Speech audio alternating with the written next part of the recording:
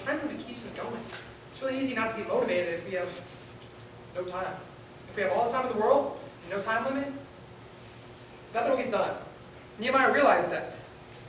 So he made a plan. Once he made a plan, he stuck to the plan. Now it seems pretty easy to say that. But his plan changed dramatically when he got there. See, he knew that the city was laying in pieces, but he wasn't expecting what he saw when he got there. Invading armies all around them. Can you imagine trying to build a gate and hold off armies at the same time? That's what he had to do. That wasn't part of his plan. It took him 52 days to build this wall, this great wall. In that time limit, he was expecting to do nothing but build a wall, which was hard enough in 52 days. Add to the fact that he had armies taking it down, that he had people inside starving, that there was domestic unrest, people against each other. He had a lot on his plate. But despite all of that, he knew the only way to get the job done was to stick to his plan. And that's what he did.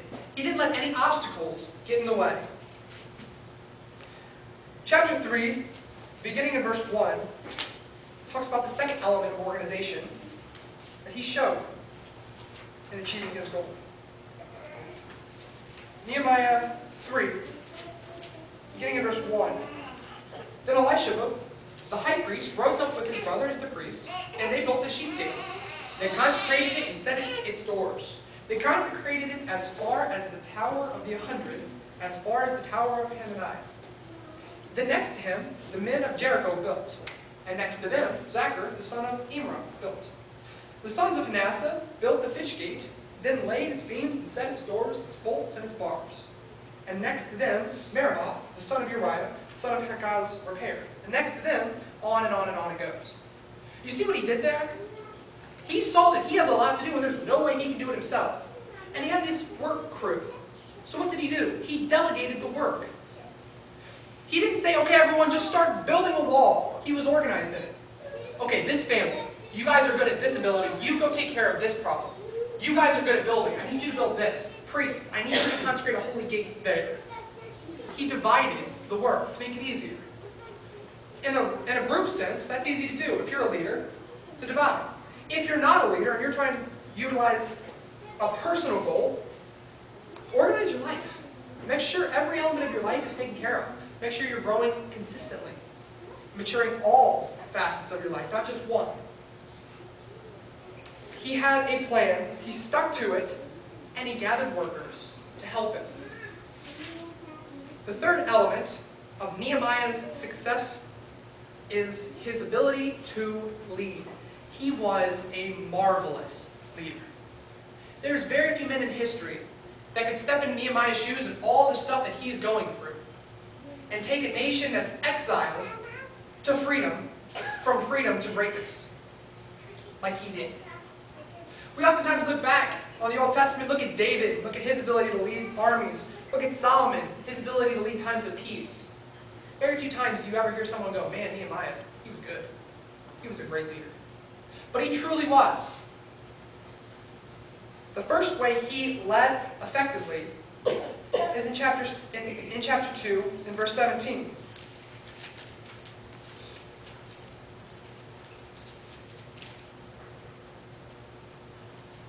But now I said to them, you know very well what trouble we are in.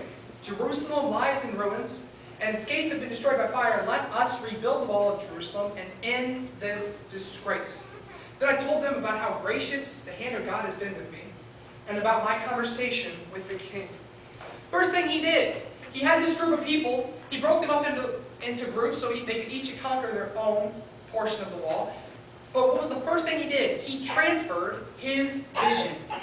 He had an idea of what he wanted done, of what his success would have been dependent on. Did they? No. They could have had their own idea of success. They could have been disorganized. They could have had their own thoughts on how things needed to get done. But the first thing he did was transfer his vision to everyone else. So that everyone had his ideas. Everyone that had his opinions. That way they were all going towards the same goal. If you have a group of 400 people, and you're trying to lead them one direction, and they all have different ideas of how to get there, it's going to be chaos. But if you have 400 people, one consistent unit, going the same direction with the same goals in mind, you can do great things. Nehemiah found that out. That's something that we need to apply to our leadership. The second tool of leadership that he showed is found in chapter 4.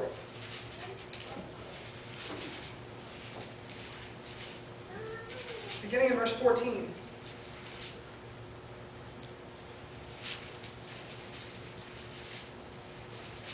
Then I looked over the situation. I called together the nobles and the rest of the people and said to them, "Don't be afraid of the enemy.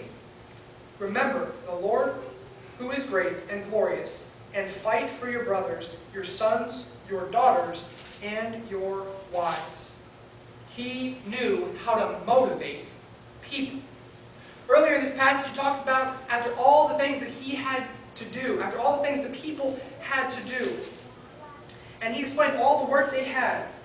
They replied, "Shall we build?" He got the people excited. It's not enough that he delegated the work correctly. It's not enough that he got everyone to see the same ending. He got everyone excited about the outcome. As a leader, that's what we are supposed to do. Not only are we supposed to be excited about the end outcome, but we're supposed to get other people motivated as well. He not only was a great leader, but he should have doubled as a motivational speaker, because he did that incredibly well. The third way he showed leadership at an outstanding level was, we're not going to read it because it's kind of long, Nehemiah 5. The entire intro of that. I urge you to read that sometime. It talks about how they're all crying out, "Well, our fields are being mortgaged. We have no food. We have no water, but look at them. The wealthy of our population are hoarded. They're not letting us in. They're not letting us sustain." And Nehemiah was outraged. He cared about each individual person. As leaders, sometimes it's easy to get bogged down with the big problems ahead and not care about your workers, not care about who you are supposed to. But Nehemiah, despite all the stuff that was going on, the armies, the famine, the wall, he stopped and he listened to everyone about what they were going through, how he could help them. A true leader is not just about power and greatness, but it's about caring for all those around you, for being loving, for being kind. The final way he showed his leadership was by leading by example. Chapter 4, beginning in verse 23, says this, "So neither I nor my brother, nor my servants, nor the men of the guard who followed me, none of us took off our clothes. Each kept his weapon at his right hand." He worked day in, day out, fighting, building, whatever was needed. And he was the leader. He wasn't someone who was sitting up on his throne going, "Okay, everybody, keep working. You're not working hard enough, keep working." He was down there with them, with the tool in his hand, his clothes dirty, him sweating down there with him. Do you think they noticed that? Yeah, they did. They saw this man that had so much power that he could easily just sit above everyone else and make them do all the work while he's just kind of relaxing. But he didn't. He dedicated himself to the work just as hard as they did. That added to the motivation. That added to the ending vision. But he was there, and he was working. Likewise, we should too. Final thing he did was he set goals along the way. He didn't just say, "I'm going to be happy when everything's done, when the wall is completed, when the enemy forces are driven away, when everything's accomplished." But rather, he set goals along the way when this tower is done, when this wall is done. He had a time frame in his time frame. Week 2, I want this to be completed. Week 3, I want this to be completed. Week 4, I want this to be completed. That way, each point along the way, he could stop and see his success. How many times does that happen to us? We set this great goal in our mind, time elapses, it's going, and we feel like we got nothing done. Despite the fact that someone who's standing back can see all the progress you're making, to you it's not happening fast enough. It's not happening more effective. That's my problem with weights. I'm working out, I don't see any progress. Sure, my number's going up, but I just don't see it. If you break it down, step by step, whatever you're trying to do, you can see the progress you're making. That's what Nehemiah realized he had to do. Nehemiah's success system is nothing special. It's nothing terribly unique. It's nothing that involved magic or